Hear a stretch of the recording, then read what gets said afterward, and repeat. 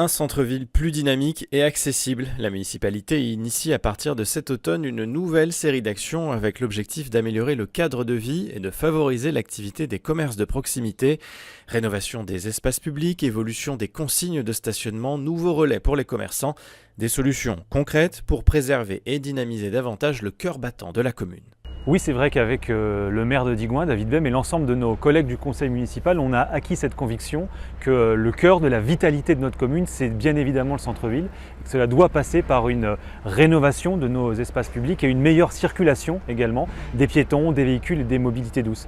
Et preuve concrète de cet engagement, action concrète, c'est la destruction de ce gymnase vola qui va laisser place dans quelques mois à un magnifique square végétalisé où on pourra circuler et se rendre dans le centre-ville à travers ce square, et la création d'une trentaine de places de stationnement qui est aussi un élément important pour la vitalité de nos commerces et de nos services en centre-ville. Des travaux qui vont de pair avec l'instauration de nouvelles règles localisées de stationnement et le déploiement des arrêts minutes. Des solutions étudiées en concertation avec les commerces du centre-ville et l'Union des commerçants avec un objectif, favoriser l'arrêt rapide au pied des commerces. Certains véhicules restent garés toute la journée devant les commerces. C'est une situation pénalisante pour tout le monde. Désormais, ces places devant les boutiques sont en zone bleue afin de favoriser la rotation des véhicules. La municipalité va intensifier les contrôles à l'approche des fêtes de fin d'année. L'utilisation du disque européen de stationnement est obligatoire lorsque vous stationnez sur des emplacements avec un marquage bleu au sol. Pour des stationnements plus longs, les usagers peuvent utiliser les parkings Vola, Méno ou encore la place de la République. Afin que tous les automobilistes puissent se déplacer et se garer sereinement, la ville de Digoin vous distribuera dans les prochains jours avec votre bulletin municipal Reflet un nouveau disque de stationnement européen.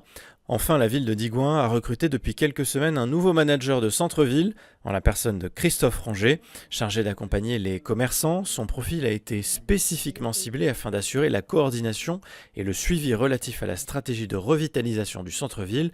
Vous êtes artisan, commerçant ou vous souhaitez porter un projet de création ou de reprise d'entreprise, n'hésitez pas à le contacter. Les réunions de quartier font leur retour. La municipalité invite tous les habitants à participer à ces rencontres de proximité afin de débattre et d'échanger sur les projets qui amélioreront la qualité de vie de tous. Rendez-vous est donné à Vigny le jeudi 7 novembre, le 8 à Neuzy, le 14 à la Brierrette-le-Verdier, le 15 à la Plaine-Launay et enfin le lundi 18 novembre au centre-ville. Une bonne occasion pour s'informer, poser vos questions ou donner vos idées sur votre ville. Alors n'hésitez pas, venez participer aux réunions de quartier. Le week-end prochain, c'est Bourse aux jouets. Après le succès de l'année passée, la Maison de la Petite Enfance et de la Famille, en collaboration avec l'association Dig Team Famille, organise une bourse aux jouets les 9 et 10 novembre prochains de 10h à 17h à la salle Médicis. Une occasion idéale donc, à quelques semaines des fêtes de fin d'année, pour dénicher des trésors à petit prix. Quelques images de la dernière crue pour terminer ce flash. Les pluies cévenoles tombées mi-octobre ont contraint le barrage de Villeray à un vaste lâcher d'eau durant plusieurs jours. Avec près de 2300 mètres cubes secondes entrant, le barrage a fait face à sa troisième plus grosse crue depuis sa mise en service en 1984.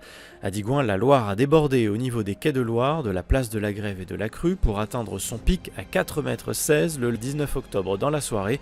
Quelques caves inondées, mais fort heureusement pas de gros dégâts à déplorer. Des images toujours saisissantes que vous avez été nombreux à saisir le temps d'un week-end.